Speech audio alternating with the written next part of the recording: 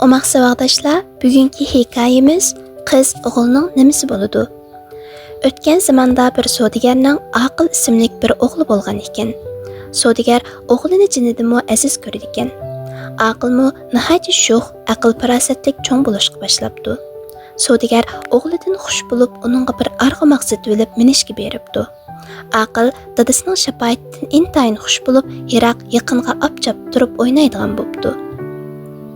Kunlar, aylar o'tib, Aqil 14 yoshga kiribdi. Uning zehni kundan kunga o'tkirlashibdi. Dadasining savdo ishlariga yordamlashib, ilm berimda dadasiga maslahat bergidek holat ketibdi. Savdogar o'g'lining o'ziga yaramliq yantayoq bo'lgudek holatga kelganligini ko'rib, shaharningovat rastinlarining birida do'kon ochibdi. Aqil kunda tushda itiga minib, dadasiga uydan tomoq to'shiydi ekan. Kunlarning birida Aqil odati bo'yicha dadasiga opsi raslab bergan tushlik tomoqni opirish uchun chaptinibdi. Shu asnoda uyiga o'ynag'ili kelgan bir qiz Aqil bilan shaharga billa borman deb g'alva qilib turibdi. Aqil u qizni itining keyniga mindirib yo'lga chiqibdi. Qiz atdan tushib ketishdan qo'rqib, Aqilga mahkam yopishibdi. Aqil bo'lsa itini chaptirg'unicha yo'l yuribdi. U zamonda ayollar hargiz ko'chaga billa chiqib, qo'l tutishib mang'almaydi ekan. Aqil itini shu chaptirg'unicha shahar qo'vog'iga yaqinlab kelibdi. Yiroqdan at ustida bir o'g'il bilan bir qizning kelayotganligini ko'rib turgan qo'voq qorovuli ularning yo'lini to'sib, atning boshpig'idan tutib, atni chetga tortibdi. Aqil qorovul gap ichib bo'lguncha: "Hay tag'a, siz nimishqa bekor yo'limni to'ssiz? Zodi mening gunohim nima?" debdi. Qorovul: "Hey shumtak, sen nima gunohingning borligini bilishdi yo'q, menga savol qilyapsizmi? Bu qizni nima uchun itingning orqasiga mingashtirding?" debdi.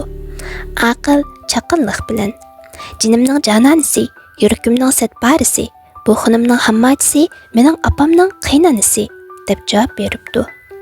Bu javobni har qancha o'ylabmi tushunolmagan qorovul Aqil bilan qizni qo'yib beribdi. Ular itiga yana mingishib shahar arlab ketwasa, bir ayg'oqchi kelib ularni tutyapti. Aqil ayg'oqchiga ko'p yolvorib tushundirgan bo'lsa-mu, ayg'oqchi qazixonaga birman deb turyapti. Aqil bilan qiz oxir uningga agishib qazixonaga mangibdi. Ayg'oqchi qazixonaning oldiga kelgandan keyin qizni otga tutqizib qo'yib, Aqilni qazining oldiga boshlab kiribdi. Qazi nima ish bo'lganligini so'rgan ekan, ayg'oqchi bo'lgan ahvolni bayon qilibdi. Andan qazi Aqildan: "Isming nima?" deb so'rabdi. Aqil: "Ismim Aqil, hurmatli qazi xonim" deb javob qaytaribdi. Qazi: "Isming Aqil ekan, bu shaharning qoida nizomini bilmamsan?"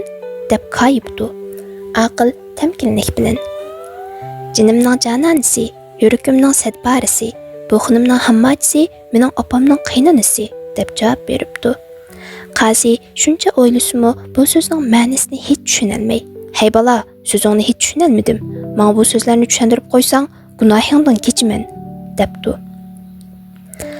Aqil so'zini qaziga birma-bir tushuntirib qo'yibdi. Qazi bo'lsa Aqilning chichanligiga hayron bo'lib, uning gunohidan kechibdi. Hamda buningdan keyin uningga unda qilmasligini taplab qaytishga ijozat beribdi. Aqil qazixona oldida saqlab turgan qizni ilib, dadasining do'koniga ravon bo'libdi. Qiz: "Aqilning qanday tuqquni bo'ladi? 2 minut ichida topa olamsiz?" Javobi: Qizning opasi bilan o'g'ilning dadasining opasi bir tuqqan. Qiz bilan o'g'ilning dadasi bir nevra tuqqan bo'ladi. O'g'il bo'lsa qizning nevra akasining o'g'li bo'ladi.